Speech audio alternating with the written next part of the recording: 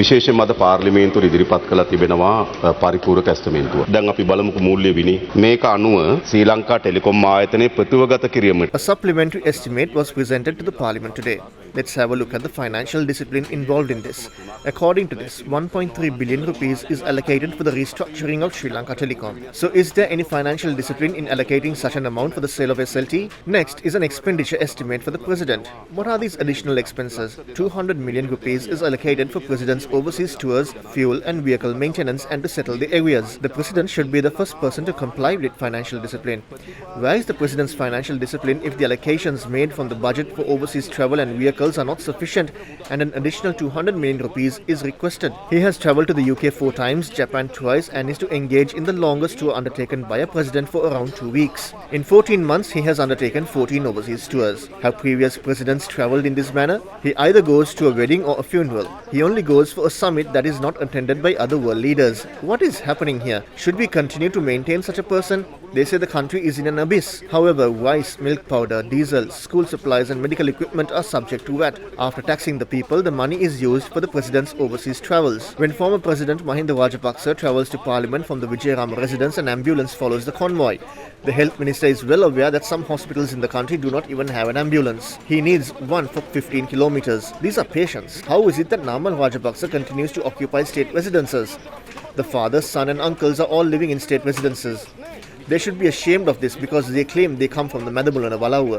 පුතත් ගෙදරක තාත්තත් ගෙදරක බාප්පත් ගෙදරක පොඩි බාප්පත් ගෙදරක මහප්පත් ගෙදරක ආණ්ඩුවේ ලැජ්ජ වෙන්න ඕන. කියන මැදමුලනේ වලව් තියනවා කියලා. කොහොමද පුතාට ආණ්ඩුව ගෙදරක් දෙන්නේ නාමල් රාජපක්ෂට? ටෙලිකොම් ආයතනය සම්බන්ධයෙන් මතු කරපු ප්‍රශ්නේ. ප්‍රතිපාදනයේ කිසිම අමතර ප්‍රතිපාදනයක් ඇවිල්ලා නැහැ. ඒ කියන්නේ අයවැය ලේඛනය තුල අඩංගු. There is no additional allocation for SLT. That means these additional provisions were not for the use of expenses not mentioned in the budget. This was presented to Parliament after it was approved by the Committee on Public Finance. This supplementary provision is for the 0.73% holding of SLT by the National Savings Bank to be moved to the Treasury. This is not an additional provision. This was included in the appropriation bill when it was passed.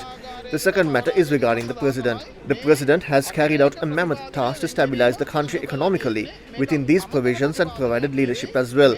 If we achieved some form of economic stability, that is because the president met with the international delegates and held discussions with them and secured support while adopting the latest trends. Sri Lanka has become a key player in preparing legislation on climate change.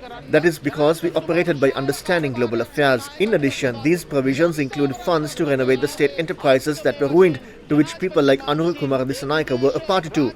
The President's office, official residence, equipment, vehicles and state property were damaged. These supplementary provisions were used to renovate those state assets. This is not for 2024 but for the year 2023. කරන්නත් සාමාන්‍ය තත්ත්වයට පත් කරන්නත් මේ අතිරේක ප්‍රතිපාදන වැය වෙලා තියෙනවා. එහෙනම් මේ 2024 වර්ෂය සඳහා නෙවෙයි 2023 වර්ෂය සඳහා සිදු කරලා තියෙන්නේ. මුදල් අමාත්‍යාංශ ලේකම්වරයාගේ සිට ඊට අදාළ සියලුම නිලධාරීන්. Starting from the finance secretary to all other officials, we inquired into the delivery of a supplementary estimate to the House without keeping us in the loop. A supplementary estimate is never sent to Parliament in January. We've just started spending for 2024. Therefore, informing Parliament and providing supplementary estimates are two completely different things. No additional funds were set aside. The people must be made aware of this.